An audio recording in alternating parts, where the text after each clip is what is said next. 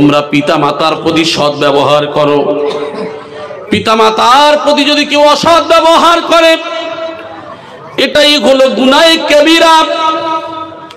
আমার ভাইজানেরা, পিতামাতার প্রতি সৎ ব্যবহারের কথা আমার আল্লাহ জানিয়ে দিলেন। বর্তমান জামানায় আমরা পিতামাতার প্রতি সৎ ব্যবহার করি না, আছে না নাই? কারণ পিতামাতা যাদের আছে এখনো পর্যন্ত এমন আছে যে সন্তান পিতামাতার অধিক পরিমাণে ভালোবাসতো, যখন সে বিবাহ করলো বিবাহের পরে এমন পরিস্থিতির মধ্যে চলে আসলো, দেখা যায় বাপ মায়ের সঙ্গে ঝগড়া বিবাদ, কোনো কথা নাই, বার্তা নাই, আছে না নাই? ও ভাইয়েরা, আপনি যত বড় নামাজি হন, যত বড় পরেজগার হন, যত বড় আল্লাহওয়ালা বুজুর্গই দেখান না কেন, আপনার জীবনে যত বড় কাজ করেন না কেন, আপনি যদি স্বয়ং কাবা শরীফে যান, যদি হজ করতে যান, যত বড় হাজি হন না কেন, ছেড়ে রেখে দেন আপনার পিতামাতা আপনার প্রতি যদি না খুশি থাকে, আপনার পিতামাতা আপনার জন্য যদি কষ্ট পায়, জীবনের সব আমলগুলি বরবাদ হয়ে যাবে। ও ভাইজানেরা, অবিদিল কুরবা ওয়াল ইয়াতামা ওয়াল মাসাকিন, আর কি করো, তোমরা নিকট আত্মীয় ওই এতিম মিসকিন যারা আছে তাদের সাথে ভালো ব্যবহার করো। যারা এতিম আছে, মিসকিন আছে, অসহায়, এদের সঙ্গে ভালো ব্যবহার করো।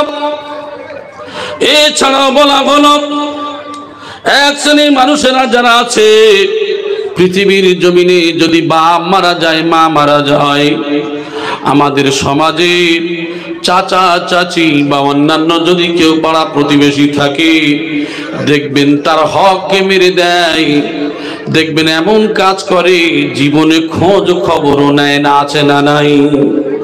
আমার ভাই জানেন, এই জন্য করে এতিম মিসকিন নিকটাত্মীয় যারা আছে তাদের সঙ্গে ভালো ব্যবহার করতে হবে, এবং নিকট আত্মীয়, দূরবর্তী আত্মীয় যদি থাকে, সহকর্মী যদি থাকে, তাদের সঙ্গে ভালো ব্যবহার করতে হবে।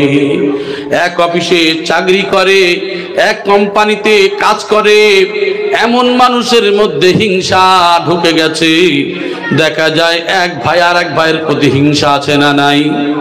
একই বন্ধু দুইজন লেদার কমপ্লেক্সে কাজে গেছে, লেদার কমপ্লেক্সে কাজে যাওয়ার পরে দরুদ শরীফ পড়েন, আল্লাহুম্মা সাল্লি ওয়া সাল্লিম ওয়া বারিক আলা আবদিকা রাসূলিল কারীম রাহমাতাল লিল আলামিন শাফিউল মুজনাবিন সাইয়্যিদিনা মাওলানা ওয়া নাবিয়্যিনা মুহাম্মাদিন ওয়া আলিহি ওয়া আহলি বাইতিহি ওয়া আওলাদিহি ওয়া যুররিয়্যাতিহি ওয়া আজওয়াজিহি ওয়া সাহাবিহি ওয়া আউলিয়াইহি ওয়া উম্মতিহি আজমাইন কামা সাল্লাইতা ওয়া সাল্লামতা ওয়া বারাকতা রাহিমতা আলা সাইয়্যিদিনা ইব্রাহিম ওয়া আলা আলি সাইয়্যিদিনা ইব্রাহিম ইন্নাকা হামিদুম মাজিদ।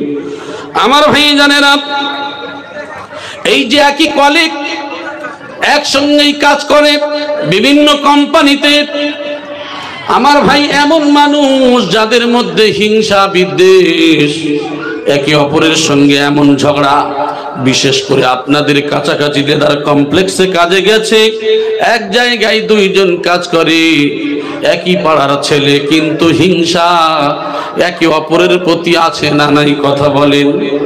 যদি কাজ করে 20,000 টাকা মাইনা, 10,000 টাকা মাইনা, বলে তুই 10 মিনিট আগে কেন আসলি, পরে কেন আসলি? বা কোম্পানির কাছে একজন ভালো হয় আর একজনের নামে মিথ্যা করে তার কাজ ছাড়িয়ে দেয়, পেটে লাথি মারে, আছে না নাই? কথা বলেন। শুধু এই ক্ষেত্রেই নয়, ব্যবসা বাণিজ্য, কাজ কারবার, সর্বদিক থেকে জেনে রেখে দেন, আপনার সহকর্মীর সঙ্গে ভালোবাসা মহব্বত রাখতে হবে। আমার আল্লাহ পাক রব্বুল আলামিন তিনি জানিয়ে দিয়েছে। শুধু তাই নয়, রাস্তার যে পথিক রয়েছে, এই পথিক যারা আছে তাদের সঙ্গে ভালো ব্যবহার করতে হবে। নিজের বাড়ির দাস দাসী যারা আছে তাদের সঙ্গে ভালো ব্যবহার করতে হবে। আজকে রাস্তার পথিক যদি পড়ে থাকে, ক্ষুধার্ত, বড় অসহায়, এমন পাগল পাগলি দেখার পরে ক্ষুধার্ত যদি আপনার কাছে চায়, আপনি না দেখার ভান করে সেখান থেকে চলে যান, অথচ সেই মানুষটা বড় অসহায়, ক্ষুধার যন্ত্রণায় আপনার কাছে চেয়েছে। পকেটে থাকার পরেও দেন না, খাদ্য আপনার কাছে থাকার পরেও দেন না। এমন মানুষ আছে, একবার কি আপনার ব্রেন দিয়ে আকেল দিয়ে চিন্তা করেন নাই?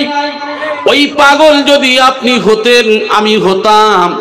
আল্লাহ তো আমাদের আকেলমন্দ করেছেন, আমাদের জ্ঞানী করেছেন, বিবেক বুদ্ধি ঠিকই রেখেছেন, কিন্তু ওই মানুষটা আমার মতো মানুষ কিন্তু আজকে তার ব্রেনের সমস্যা হওয়ার কারণে রাস্তায় পড়ে রয়েছে, বা রাস্তায় এমন পথিক যে কষ্টের মধ্যে রয়েছে।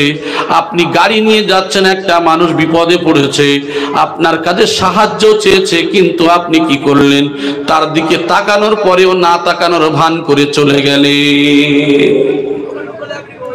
আমার ভাই জানেরা, এই জন্য করে আল্লাহ পাক রব্বুল আলামিন এই সমস্ত মানুষদের সম্পর্কে বললেন, এরাই হলো দাম্ভিক, এরাই হলো অহংকারী। আর দাম্ভিক অহংকারীকে আমার আল্লাহ ভালোবাসেন না। লা ইউহিব্বু মান কানা মুখতালান ফখুরা।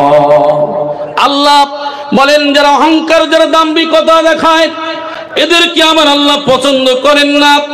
এই জন্য করে আমরা প্রত্যেকেই লক্ষ্য রাখবো, আমাদের সর্বসময়ের জন্য আল্লাহ পাক রব্বুল আলামিন হুঁশিয়ার করে দিয়েছেন। তাহলে 1 নম্বর হলো আল্লাহর ইবাদত করতে হবে, 2 নম্বর হলো আল্লাহর সমপরিমাণ কাউকে বানানো যাবে না।